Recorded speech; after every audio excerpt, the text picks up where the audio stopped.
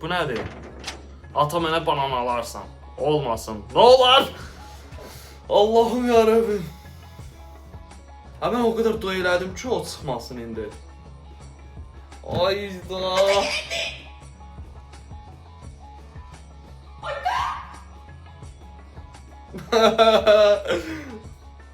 Niye bu var?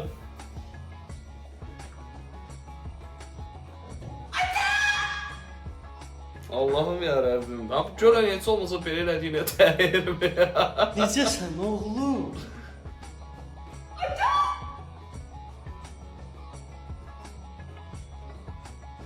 Can ata, ata qurban olsun sizə baba. Olaydı.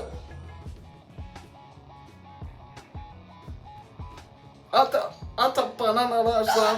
Koyup gitme ata. Baba da yoktu.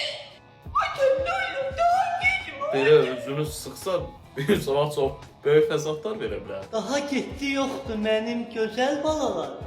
Daha bir-birimizdən ayrı düşdü söhbəti yox.